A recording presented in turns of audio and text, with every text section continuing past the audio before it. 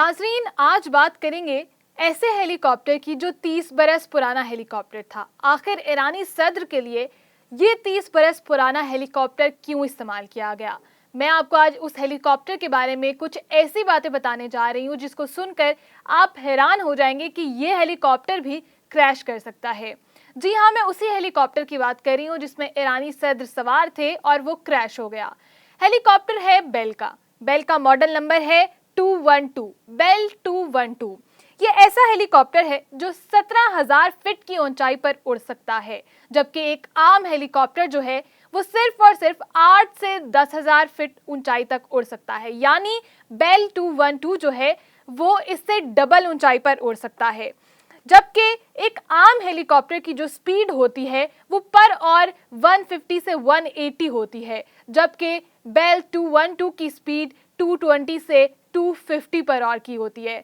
तो इतनी ज़्यादा खूबियाँ, एक तो वो इतनी ज़्यादा स्पीड के साथ उड़ सकता है, जबकि वो इतनी ऊंचाई में उड़ सकता है, 17,000 फीट की ऊंचाई में उड़ सकता है। उसके बाद अगर इस हेलीकॉप्टर को बेल 212 को फुल किया जाए, उसका टैंक एक दफ़ा फुल किया जाए, तो वो एक वक्त में 4,500 घंटे तक उड़ सकता है, जबकि आम हेलीकॉप्टर 1.5 से 2.5 घंटे तक उड़ सकता है। यानी डबल टाइम तक उड़ सकता है। इसको अगर एक दफ़ा फुल कर लिया जाए, इसका फ्यूल फुल कर लिया जाए, एक दफ़ा इसका टैंक, तो ये 4.5 घंटे तक उड़ सकता है।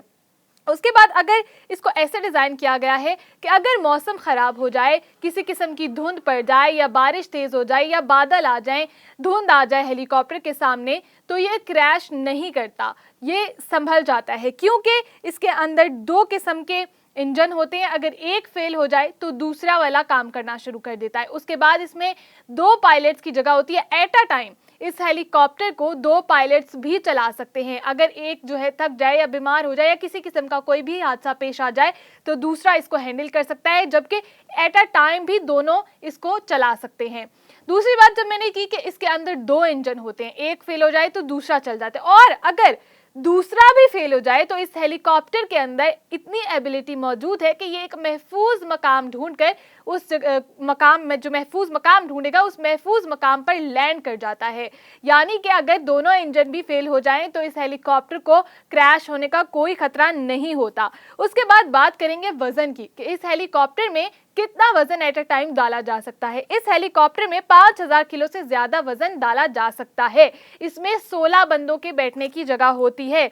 दुनिया के तमाम जो हेलीकॉप्टर हैं उनसे बिल्कुल मुख्तलिफ और जदीद टेक्नोलॉजी का हेलीकॉप्टर बेल 212 है। इसको इसलिए इस्तेमाल किया गया क्योंकि ये सिक्योरिटी के हिसाब से सबसे ज़्यादा अच्छा जाने वाला हेलीकॉप्टर है। उसके बाद बात करेंगे कि अगर पहाड़ियों में आग लग जाए या पहाड़ियों में किसी बंदे को रेस्क्यू करना हो और वहाँ पर आम हेलीकॉप्टर नहीं जा सकता, तो वहाँ पर बेल 212 को भेजा जाता है। इसी तरह किसी जंगल में आग लग जाए और आग की तपिश बहुत ज़्यादा हो तो वहाँ एक आम हेलीकॉप्टर नहीं जा सकता, लेकिन बेल 212 वहां पर जा सकता है। इसीलिए इस हेलीकॉप्टर को ऑपरेशंस में भी इस्तेमाल किया जाता है। अब सवाल ये पैदा होता है कि इतनी जदीद टेक्नोलॉजी वाला हेलीकॉप्टर जो कि इतनी ज़्यादा अपने अंदर खूबियां रखता है, जो कि पहली दफ़ा जो है क्रैश हुआ है, बेल 212 पहली दफ़ा क्रैश हुआ है, इससे पहले कभी भी इसके साथ कोई हादसा पेश नहीं आया। तमाम हेलीकॉप्टर्स क्रैश हुए हैं हर किस्म के, लेकिन कभी भी बेल 212 क्रैश नहीं हुआ। इतनी जदीद टेक्नोलॉजी रखने वाला हेलीकॉप्टर कभी क्रैश नहीं हुआ, इसलिए इसमें ईरानी सदर को भी सवार किया गया था।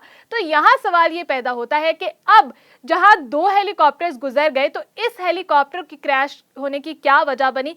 ये आखिर क्रैश ही हुआ है या फिर कोई हादसा ही था या फिर कोई मंसूबाबंदी की गई है। हमें दिए गए कमेंट सेक्शन में अपनी राय से जरूर आगाह कीजिएगा। अब तक के लिए देखते रहिए डेली मुमताज डिजिटल।